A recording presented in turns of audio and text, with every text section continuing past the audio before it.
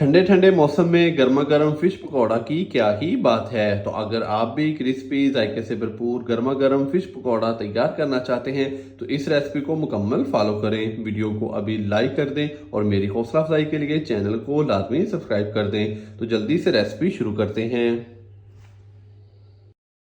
बिस्मिल्लाहिर्रहमानिर्रहीम। फिश पकौड़ा बनाने के लिए सबसे पहले मैंने रोहू फिश ली थी, तकरीबन 2 किलो के करीब एक पीस लिया था। तो फिश के पीस को मैंने अच्छे से साफ करवा के कटिंग करवा लिया है। तो अभी इसका जो टोटल वजन है वो 1 किलो 800 ग्राम के करीब है। तो बोटी का साइज आप देख सकते हैं कि इसके अंदर कुछ पीसेस जो है वो थोड़े से बड़े हैं, कुछ पीसेस मैंने नॉर्मल ही लिए हैं।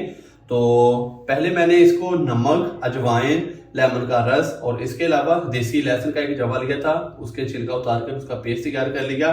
तो चारों चीजों को मैंने इसके ऊपर अप्लाई करके इसके अलावा इसके अंदर पानी डाल दिया था और आधा घंटा इसको भिगो के रख दिया। अभी मैंने इसको अच्छे से वॉश कर लिया है। तो अभी हम इसको करेंगे मैरिनेट। तो सबसे पहले मैं इसके अंदर डालूंगा लेमन का रस, तकरीबन 2 से 3 खाने के चम्मच।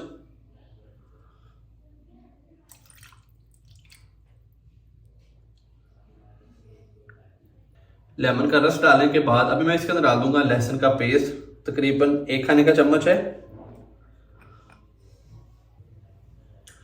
अभी हम इसके अंदर डाल देंगे 1 टीस्पून भर के chaat masala, half tea spoon के करीब अजवाइन डालेंगे, 1 टीस्पून भर के हम इसके अंदर डाल देंगे नमक, 1 टीस्पून पिसा हुआ गरम मसाला, 1 टीस्पून डाल देंगे भुना कुटा जीरा, खुश्क धनिया पाउडर डालेंगे तकरीबन 1 टीस्पून भर के, चिली फ्लेक्स यानी कि कुटी हुई लाल मिर्च, ये भी 1 टीस्पून के करीब है, ये डाल देंगे। लाल मिर्च का पाउडर डालेंगे तकरीबन 1 से 1.5 टीस्पून। और सबसे एंड में मैं इसके अंदर डालूंगा बेसन, तकरीबन 3 से 4 खाने के चम्मच भर के। तो बेसन को मैंने अच्छे से छान लिया है। बेसन डालने के बाद अभी हाथ की मदद से इसको अच्छे से मिक्स करेंगे ताकि जितने भी स्पाइसेस हैं, जितने भी मसाले हैं वो फिश के ऊपर अच्छे से लग जाएं।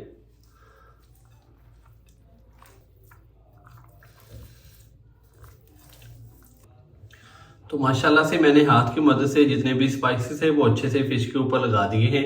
तो अभी हम इसको रेस्ट देंगे कम से कम तकरीबन 4 घंटे के लिए, ताकि जितने भी स्पाइसेस हैं वो फिश के अंदर तक अच्छे से रस जाएं।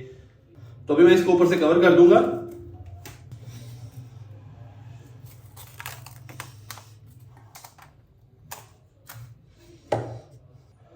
तो अभी हम इसको फ्रीज कर देंगे तकरीबन 3 से 4 घंटे के लिए। मैं इसको रख दूंगा फ्रिज के अंदर। माशाल्लाह से फिश को हमने तकरीबन कम से कम 3 से 4 घंटे के लिए अच्छे से मैरिनेट कर लिया है। फिश की जो मैरिनेशन है वो मुकम्मल हो चुकी है। तो अभी हम फिश के जो पकौड़े हैं वो फ्राई करेंगे। तो यहाँ पर मैंने एक कढ़ाई के अंदर 1 किलो के करीब घी लिया है। घी को मैंने अच्छे से गर्म कर लिया है। आप चाहें तो सरसों का ऑयल या कि कुकिंग ऑयल का भी इस्तेमाल कर सकते हैं। तो अभी मैं बड़ी एहतियात के साथ चिकन के जो पीसेस हैं वो फ्राई होने के लिए डालूंगा।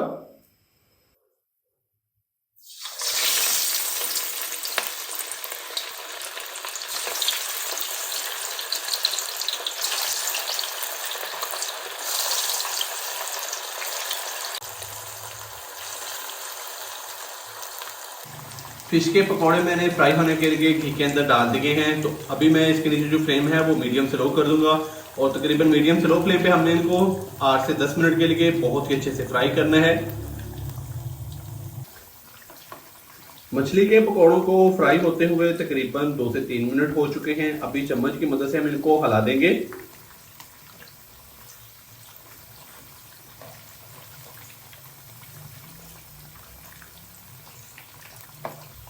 तो इसकी जो कोटिंग है वो मैंने इसलिए ज्यादा नहीं की ताकि जो हमारे फिश के पकौड़े हैं वो ज्यादा क्रिस्पी तैयार हो। अच्छे से मैंने इनको हिला दिया है। तो अभी इनका जो कलर है वो अच्छे से चेंज हो जाएगा, अंदर से ये अच्छे से पक जाएंगे।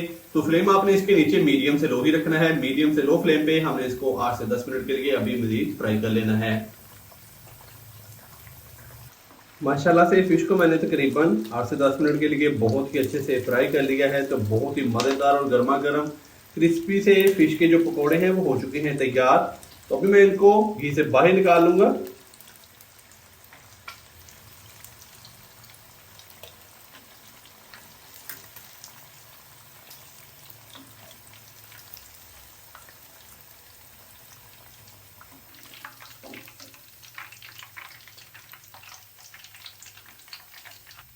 माशाल्लाह से बहुत ही मजेदार और गर्मा गर्म फिश के पकौड़े हमारे हो चुके हैं तैयार। तो अभी मैं इसको डिश आउट करता हूँ, कहीं जाइएगा मत, चलते हैं इसकी फाइनल लुक की तरफ। माशाल्लाह अल्हम्दुलिल्लाह बहुत ही मजेदार और गर्मा गर्म क्रिस्पी से फिश के जो हमारे पकौड़े हैं वो हो चुके हैं तैयार।